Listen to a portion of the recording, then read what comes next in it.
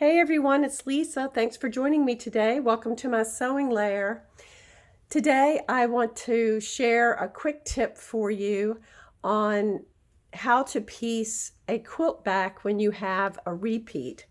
As you can see in this chevron, I have a repeat that consists of the different colors of the stripes, and I believe that I've got, let's see, 1, 2, 3, 4, 5. I've got 5 stripes, and it's also got a peak.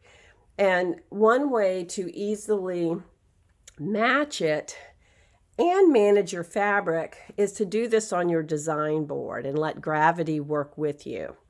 Now, I will tell you in this particular example that you can see that my chevron stripe, let's get my pencil out here, my chevron stripe here is not a complete pattern. And I'm okay with this. This is just a crap quilt that I made early on and made a lot of design mistakes on, but wanted to get this backing. This is backing I've had for a while. It was a beautiful, I think it's a Riley Blake design.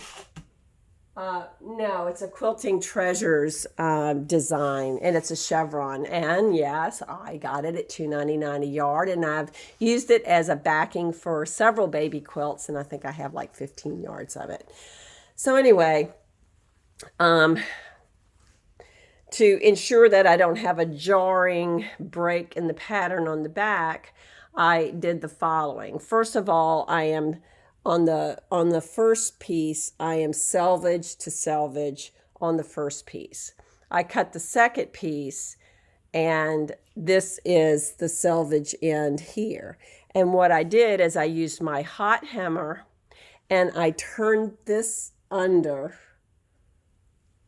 an inch and pressed it, so I have a very crisp seam on it.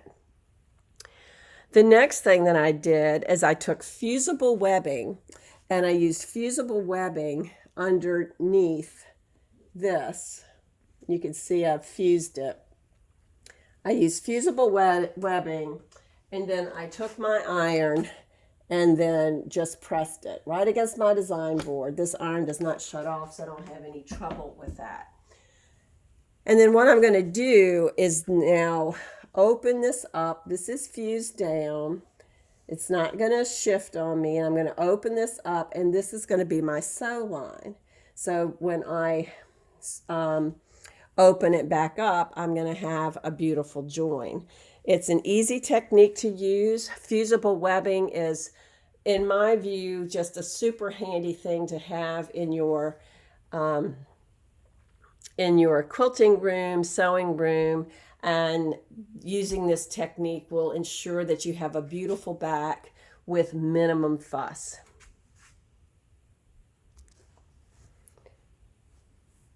Here you can see I have a super crisp line. It's straight of grain, and this is the line that I'm going to sew on, and then I'm going to trim it. Here we are at the sewing machine, and I have my edge stitch foot, and it's also called a joining foot, and I've got my needle set in the middle position, and I am simply going to let that foot ride right on that sharp crease. I'm telling you, if you buy yourself a hot hammer, you will be so happy you have it. It works great on the binding. It's thin. It's wonderful for foundation paper piecing. And if you have trouble seeing this line, you can certainly mark it with your ruler. It is important that you sew this straight. I say that and I'll probably be bobbing all over the place since I've got this camera in front of me, but take your time. There's no need to rush through this. And that fusible webbing is going to really hold everything steady. for you as you sew. And you could also use, although I didn't engage it, you could also use your smart feed or sure feed system, whatever your machine calls for, if you have it, or use your walking foot. I used a walking foot a lot because my Bernina B530 did not have any of the bells and whistles. And sometimes bells and whistles are just too much on a machine. It doesn't allow you to do stuff that you want to do. For example, on this machine, I cannot do any needle click. If I've got the single needle plate, straight stitch plate in, I cannot adjust my needle one click to the right, which gives me a perfect scant 1/4 inch. So I don't really piece on this machine. That's okay. I can do so many other things with it, and I really do love it. I love it for foundation paper piecing because it has an automatic starting and ending pattern, and it's got an extra. Here, let me show it to you.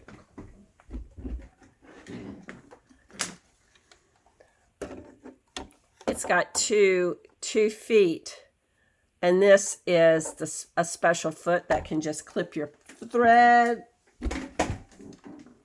or do your starting and ending pattern. All right, I'm going to go ahead and sew this, and I'll probably fast forward through it, and then we'll see how it looks.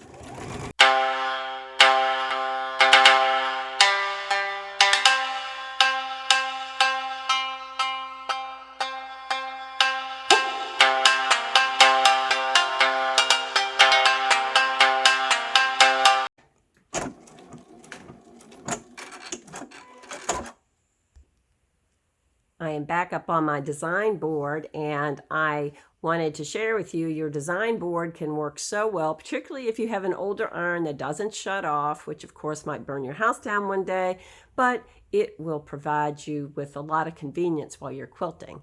So exercise appropriate safety measures, and hooking your iron up to a light gives you instant visual on whether or not your iron is on.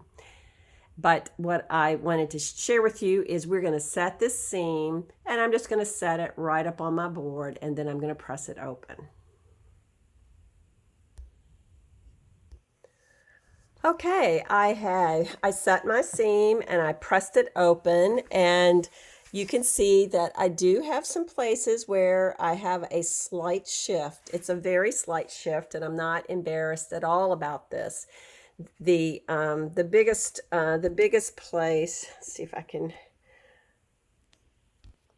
me see if I can do this without making you seasick. So you can see I have a few places. That's not perfect, but let's move out. And outside of the fact that the peak is a little bit smaller, I defy anyone to say, geez, there's a seam in the back and it doesn't match. So no one would ever notice that. So I could have taken a little bit more care, but I chose not to. But it's a very simple method, and I'm going to show you another tool that will really help you. This hot hammer tool is an excellent, excellent tool. I showed you in another video how I use it on doing my binding and my corners. I got a perfect, just pulled the selvage over to 1 inch on this ruler. I think maybe it was a 1/2 inch. I don't remember. You can choose whatever you like and just trim off the rest of it. And again, fusible webbing. I buy mine on the bolt, and then I cut it with my Stripology ruler. This is Stitch Witchery. Misty Fuse is another brand that I love, and that's a lot more gossamer than this, but they both work beautifully. And you can also get, I think you can get 1/4 inch and 1/2 inch Stitch Witchery tape as well, and I think Dritz has a brand. So take a look and see what works for you. I'm cheap, so I buy things in bulk, things that I will use a lot of, because I also use this to fuse my quilt sandwiches together. I don't use pins, and I do use some basting spray, but I think I really prefer this method of using it. And again, I do it on my design board. So if you have a large backing, I hope that you'll give it a try. I think you'll be happy with these results, and you won't be fighting gravity or large pieces that just don't work the way you want them to. Thanks for joining me today. I hope you'll consider joining me again, see what's on the design board, and further, I hope that you're working on something that brings you joy. Bye.